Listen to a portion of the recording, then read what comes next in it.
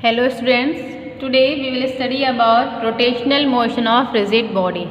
Rotational motion of rigid body. इससे पहले previous classes में भी और आपका 11th में भी यूनिट 2 में आपने लीनियर मोशन के बारे में, इक्वेशन ऑफ मोशंस के बारे में स्टडी किया है। तो देखिए, जब भी मोशन को डिस्क्राइब करते हैं तो हमें जो फर्स्ट वेरिएबल फाइंड आउट करना होता है वो होता है या तो पोजीशन वेक्टर या फिर डिस्प्लेसमेंट। कि कोई भी जब मोशन होता है, motion means change in position. किसी भी ऑब्जेक्ट में अगर आपको मोशन कराना है तो पहली बात ऑब्जेक्ट के पोजीशन में चेंज होना चाहिए। अगर आपके ऑब्जेक्ट के पोजीशन में चेंज होगा तभी तो मतलब ऑब्जेक्ट मूव कर रहा है। ऑब्जेक्ट अगर उसके पोजीशन में चेंज नहीं हो रहा है, कि मान लीजिए कि पहले कोई ऑब्जेक्ट है वो इस पॉइंट पर है, ठीक है, और टाइम के बाद भी, कुछ समय बाद भी वो इसी पोजीशन पे है, इसी पॉइंट पे है, तो मतलब कोई मोशन नहीं हुआ है, ऑब्जेक्ट रेस्ट पर है। और ऑब्जेक्ट में मोशन का मीनिंग है कि अगर पहले पॉइंट कोई ऑब्जेक्ट इस पॉइंट पर है तो कुछ समय बाद वो या तो इस पॉइंट पर है या फिर इस पॉइंट पर है, या मतलब उसकी पोजीशन में चेंज हो। तो जब ऑब्जेक्ट की पोजीशन में चेंज होता है तो अभी तो मोशन डिस्क्राइब होता है। तो जब आप मोशन को डिस्क्राइब करते हैं तो सबसे पहले आपको ये फाइंड आउट करना होता है कि ऑब्जेक्ट के पोजीशन में चेंज कितना हुआ है, ऑब्जेक्ट का डिस्प्लेसमेंट कितना हुआ है। अब हम यहाँ बात कर रहे हैं रोटेशनल मोशन की। जब हम लीनियर मोशन के बारे में स्टडी करते हैं तो आप सबसे पहले फाइंड आउट करते हैं डिस्प्लेसमेंट। तो वो जो डिस्प्लेसमेंट होता है लीनियर मोशन के केस में वो आपका लीनियर डिस्प्लेसमेंट होता है। अब हम बात करें अगर रोटेशनल मोशन की तो आपको सबसे पहले फाइंड आउट करना है रोटेशनल डिस्प्लेसमेंट या फिर एंगुलर डिस्प्लेसमेंट। रोटेशन जब होता है ऑब्जेक्ट का, कोई भी ऑब्जेक्ट है मान लीजिए ये इस तरह का, आप इसे रोटेट करेंगे तो इस तरह का मूवमेंट होगा कि नहीं होगा। तो मीन्स अभी जब इसमें चेंज होगा, इसकी पोजीशन में चेंज होगा कि नहीं होगा। पहले पॉइंट यहाँ पर है, अभी ऑब्जेक्ट यहाँ पर आ गया, ठीक है। अब जब ऑब्जेक्ट पहले यहाँ पर है फिर यहाँ पर आ गया, पहले ये पॉइंट P पे था, अब पॉइंट O मान लीजिए Q पे आ गया, ठीक है। तो ऑब्जेक्ट के पोजीशन में चेंज हुआ है। अब अभी जो डिस्प्लेसमेंट हुआ है वो किस तरह का डिस्प्लेसमेंट है? This displacement is angular displacement. क्या ऑब्जेक्ट की पोजीशन में चेंज हुआ है बट एक पर्टिकुलर एंगल पर हुआ है। So this type of displacement is known as angular displacement. तो जब हम रोटेशनल मोशन की बात करेंगे तो अभी जो हमारा डिस्प्लेसमेंट हो गया, सबसे पहला वेरिएबल जो हम फाइंड आउट करते हैं displacement, and in this motion there will be angular displacement. Linear displacement नहीं है। अगर आपका लीनियर चेंज होता है पोजिशन पे तो आपका लीनियर डिस्प्लेसमेंट फाइंड आउट होता है, बट यहाँ पे जो पोजिशन में चेंज हुआ है that is angular change. So this kind of displacement is angular displacement theta. तो मान लीजिए कि ऑब्जेक्ट की पोजीशन में या पॉइंट में आपका एंगल थीटा का चेंज हुआ है, एंगुलर डिस्प्लेसमेंट इज थीटा। तो now what is relation between angular displacement and linear displacement. देखिए, पॉइंट पहले यहाँ पर था, अभी यहाँ पे आ गया, तो ये एक तरीके से आपका क्या है, लीनियर डिस्प्लेसमेंट है।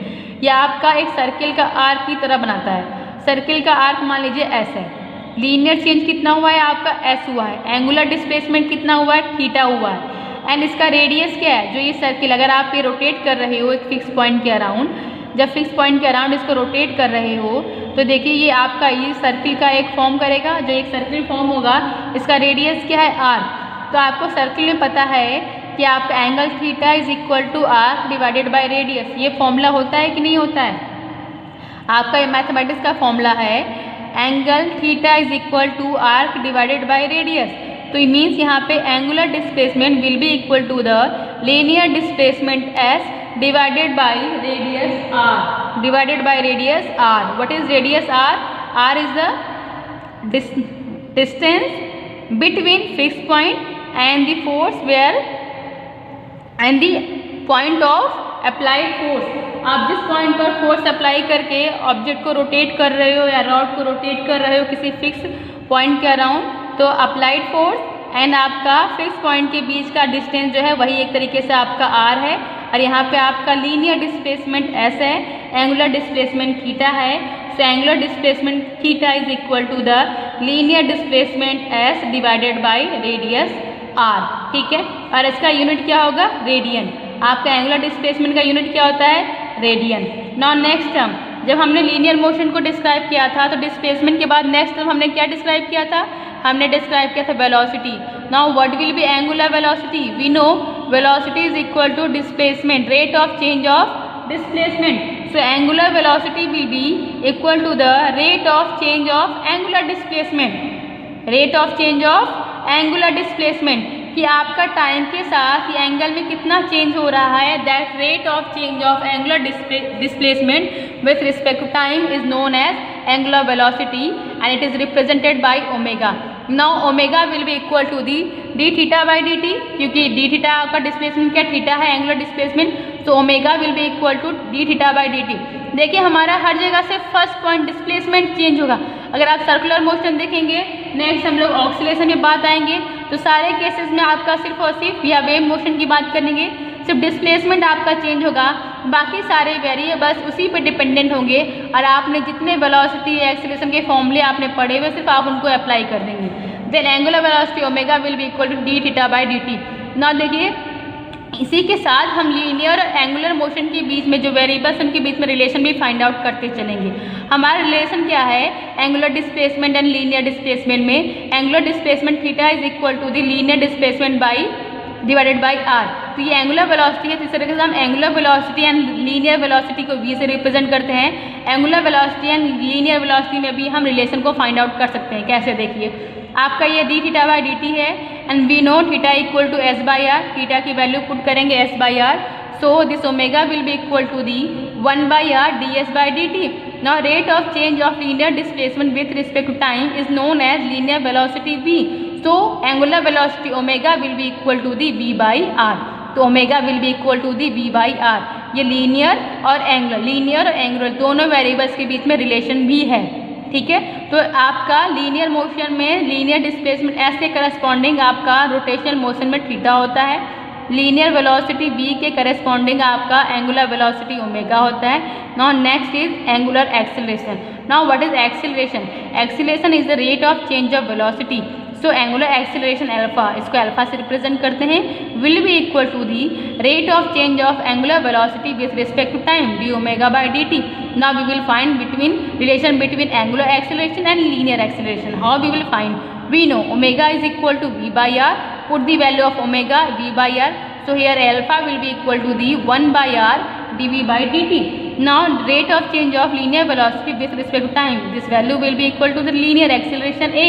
आपका acceleration a is equal to क्या होता है, dv by dt, तो dv by dt की प्लेस पे आपने a पुट कर दिया, so angular acceleration alpha will come equal to linear acceleration a divided by r। तो इस तरीके से आपको लीनियर और एंगुलर वेरिएबल्स के बीच में रिलेशन फाइंड आउट हो गया है और इनका डेफिनेशन भी आपको पता चल गया है। नेक्स्ट हम क्या डिस्क्राइब करते हैं, हमने लीनियर वेरिएबल्स को डिस्क्राइब किया था। अगर आप इससे पहले जाएं, जो आज से पहले आपने लीनियर मोशन में स्टडी किया था, डिस्प्लेसमेंट, वेलोसिटी, एक्सेलरेशन, ठीक है।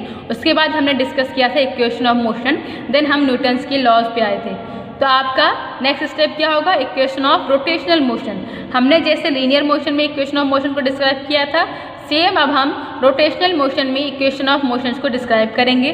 जैसे आपके लीनियर इक्वेशन ऑफ मोशंस में 4 इक्वेशंस हैं, similarly rotational equation of motion में भी हम 4 इक्वेशन ऑफ मोशंस को डिस्क्राइब करेंगे। How we will find this value?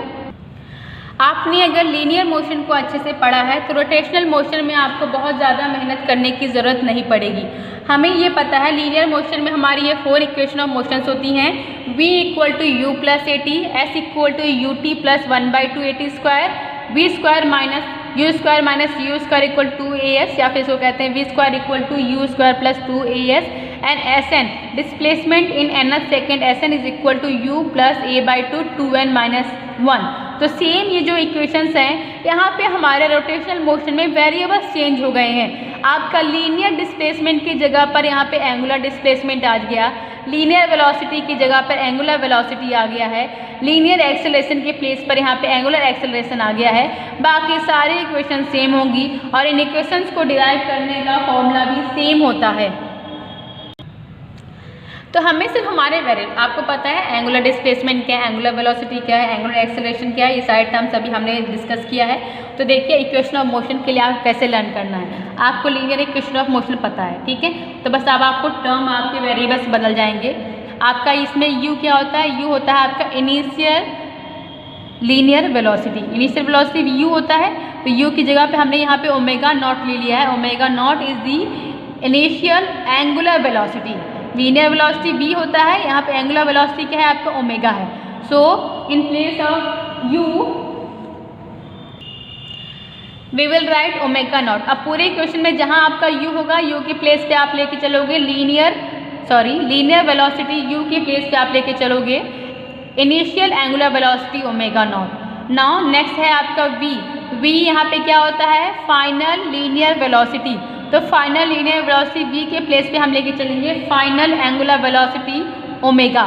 हमारा इनिशियल एंगुलर वेलोसिटी है omega naught and final angular velocity है हमारा ओमेगा। अब आपका यहाँ पे देखिए s क्या है, s is linear displacement, s के करस्पॉन्डिंग हम क्या लेके चलेंगे, एंगुलर डिस्प्लेसमेंट थीटा, ठीक है। नेक्स्ट है alpha acceleration a, linear acceleration a के करस्पॉन्डिंग हम यहाँ पे क्या लेके चलेंगे रोटेशनल मोशन में, एंगुलर एक्सेलरेशन अल्फा। और आपका जैसे यहाँ पे डिस्प्लेसमेंट इन nth टाइम था, nth सेकेंड था, सिमिलरली हमने डिस्प्लेसमेंट s की जगह पर हमने यहाँ पे एंगुलर डिस्प्लेसमेंट थीटा लिया है ना, angular displacement theta in nth second क्या दिया, या फिर आपका टाइम 10th सेकेंड, या फिर इसको आप ns भी कर सकते हैं, इसको n भी ले सकते हैं आप, चाहे इसको थीटा n भी ले सकते हैं, means angular displacement in nth second, बस यहाँ पे t की जगह पे n आ जाएगा। सिमिलरली यहाँ पे t भी टाइम है और यहाँ पे n भी टाइम है, ठीक है। तो देखिए सेम इक्वेशन है, हमने u के प्लेस पे ओमेगा नॉट कर दिया है, v की जगह पे हमने ओमेगा लिख दिया है, s की जगह पे थीटा लिख दिया है, a की जगह पर अल्फा लिख दिया है, ठीक है, s की जगह पे आपका थीटा आ गया है। और यही इक्वेशन सेम आपका इस फॉर्म में आ गया रोटेशनल मोशन के लिए। तो रोटेशनल मोशन में आपका 4 इक्वेशन ऑफ मोशन क्या हो गया है, omega is equal to the omega not plus alpha t and s यहाँ पे s equal to u t plus 1/2 AT square था। तो अभी आपका एंगुलर रोटेशनल मोशन में आपका मिल गया है equation theta equal to omega not t plus 1/2 alpha t square. यहाँ पे फॉर्मूला था आपका third equation of motion v square equal to u square plus 2as। यहाँ पे हमारा थर्ड इक्वेशन ऑफ मोशन हो गया रोटेशन मोशन के लिए omega square equal to omega not square plus 2 alpha theta. यहाँ पे आपका डिस्प्लेसमेंट इन nth सेकेंड हो गया है आपका sn equal to u plus 1/2 u plus a/2 2n minus 1। तो चाहें तो आप t की जगह पे यहाँ पे n ले सकते हैं। तो यहाँ पे theta t will be equal to omega not plus alpha 2t minus 1। तो देखिए आपके सिर्फ वेरिएबल चेंज है, बाकी आपका फॉर्मेट इक्वेशन का सेम है। तो ये आपकी 4 इक्वेशन ऑफ मोशन हो गए हैं फॉर रोटेशनल मोशन। जैसे आपका लीनियर मोशन था, बस वेरिएबल्स चेंज हो गए हैं, सेम आपका रोटेशनल मोशन आ गया, ठीक है। नेक्स्ट हमारा टर्म है moment of inertia. Now what is moment of inertia? Moment of inertia of any body about any axis is given by mr square. What is mr square? मान लीजिए कि अगर आपका ये n नंबर ऑफ पार्टिकल है, ठीक है, n number of particle किसी सिस्टम में, उसमें इंडिविजुअल m1 m2 m3 या mn पार्टिकल है, इनका आपका ओरिजिन O से डिस्टेंस r1 r2 r3 या rn है, then total I will be equal to the summation of I equal to 1 to n mr square. या फिर मान लीजिए कि कोई भी किसी भी पॉइंट का किसी भी एक्सिस के अराउंड जो मोमेंट ऑफ इनर्शिया होता है, तो मान लीजिए पार्टिकल का mass into distance from the axis of rotation, square of the distance from the axis of rotation.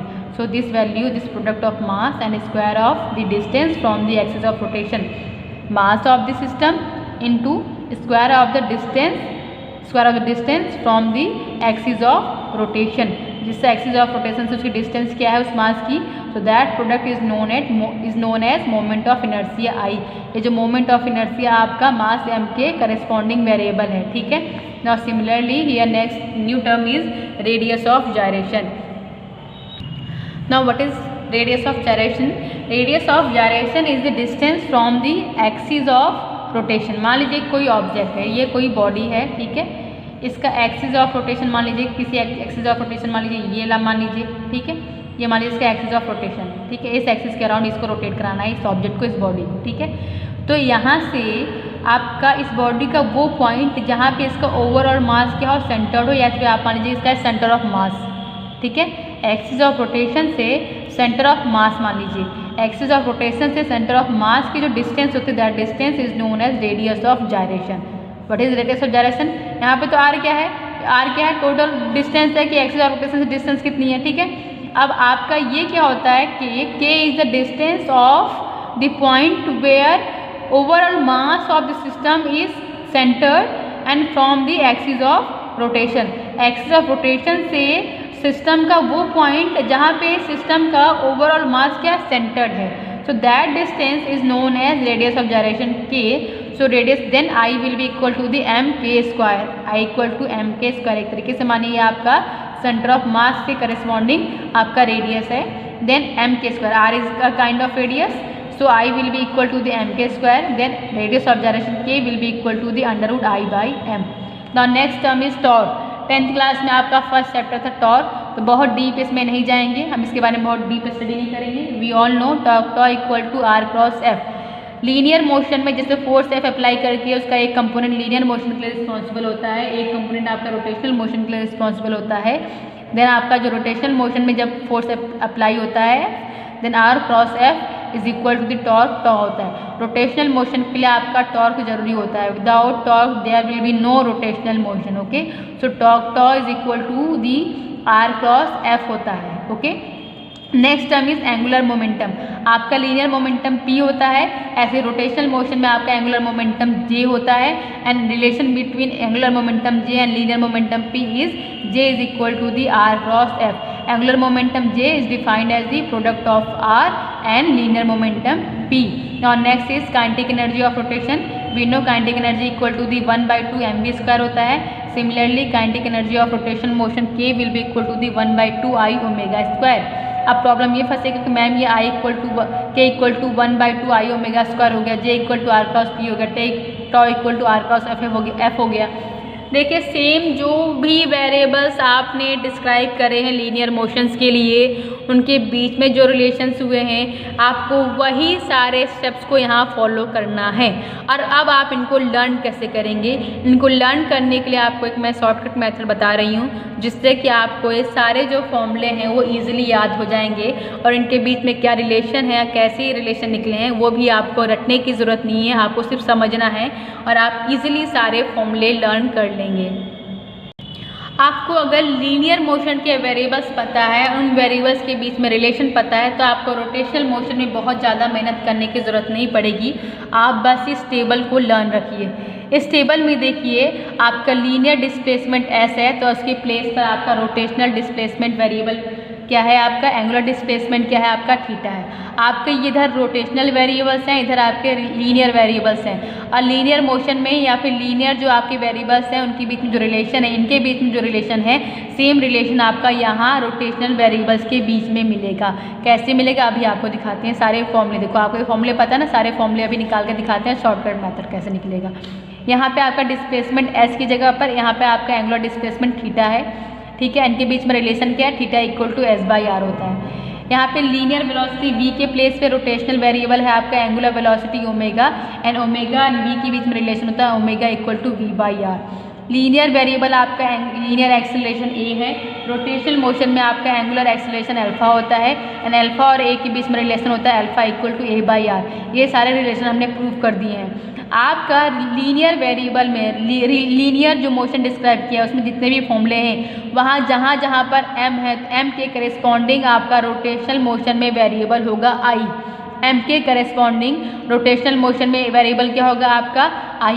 अब लीनियर वेरिएबल्स वहाँ पे जो बीच में रिलेशन है, जिस जगह पर आपका m है, m के प्लेस पे क्या है आप यूज़ करोगे, i यूज़ करोगे, ठीक है। और i और m के बीच में रिलेशन क्या है, i equal to M R square. ये फॉर्मूला अभी हमने पढ़ा है, i is equal to M R square होता है। Okay, next term is linear momentum. आपका लीनियर वेरिएबल है p और यहाँ पे एंगुलर मोमेंटम है आपका j। तो आपका लीनियर वेरिएबल्स में जहाँ पे जिस फॉर्मूले में आपका p यूज़ हुआ है, वहाँ p के प्लेस पे अब आप यहाँ रोटेशनल मोशन में क्या यूज़ करोगे, एंगुलर मोमेंटम j।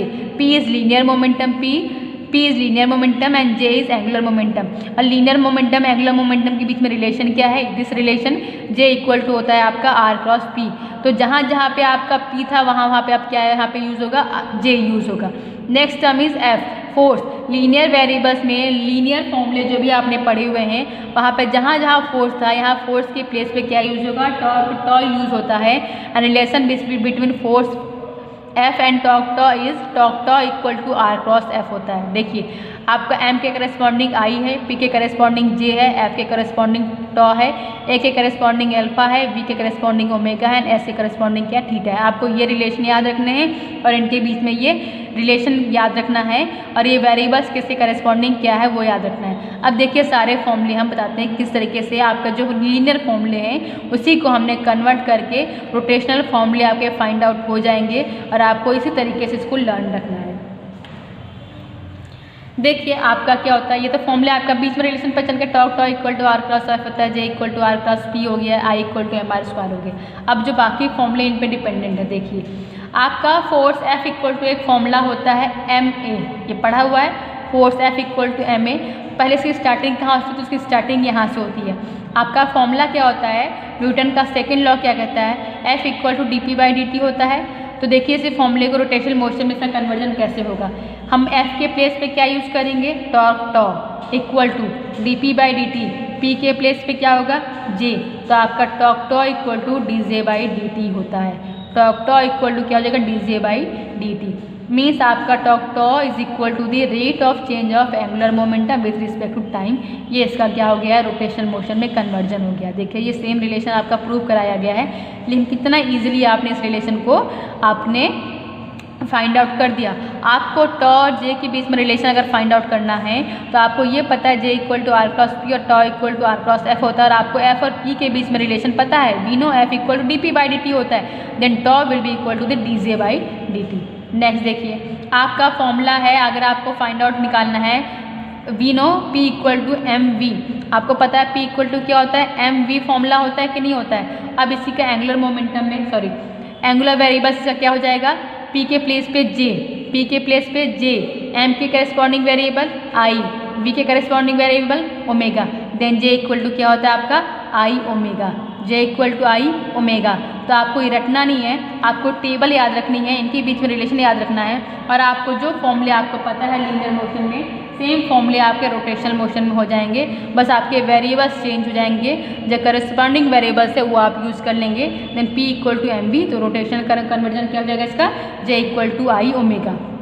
नेक्स्ट देखिए आपका न्यूटन का सेकेंड लॉ का रिजल्ट क्या आया था, F equal to M A होता है, तो एफ के करेस्पॉन्डिंग एफ के करेस्पॉन्डिंग हमने टॉ लिखा है, इक्वल टू एम के करेस्पॉन्डिंग आई हो गया है, और ए के करेस्पॉन्डिंग क्या हो गया, अल्फा हो गया। तो इसका आपका रोटेशनल कन्वर्जन क्या होता है, tau equal to I alpha, tau equal to I alpha, tau equal to होता है आपका I alpha, means tau equal to the moment of inertia I into angular acceleration alpha होता है। अब काइनेटिक एनर्जी देखिए, ट्रांसलेशनल काइनेटिक एनर्जी या linear kinetic energy के equal to क्या होता है, 1/2 mv स्क्वायर। और रोटेशनल काइनेटिक एनर्जी क्या होगा, देखिए rotational kinetic energy will be equal to the 1/2 m के करेस्पॉन्डिंग वेरिएबल क्या है, m के करेस्पॉन्डिंग वेरिएबल आई है, तो आपने m की जगह पे आई लिख दिया।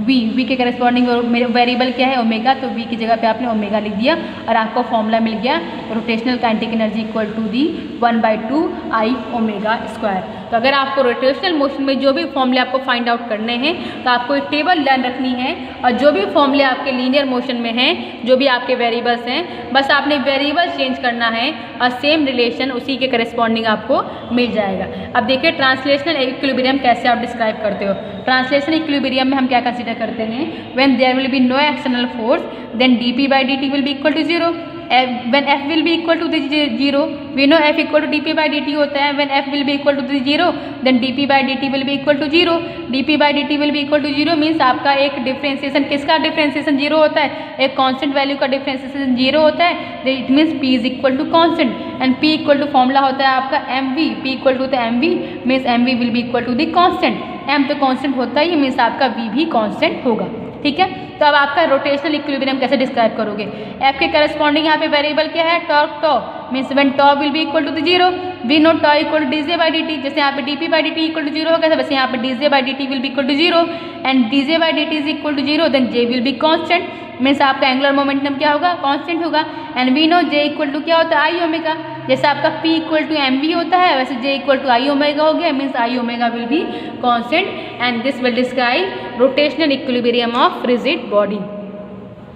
तो इस तरह से हमारा रोटेशनल मोशन भी कंप्लीट हो गया है। From next video we will start new unit gravitation. Thank you.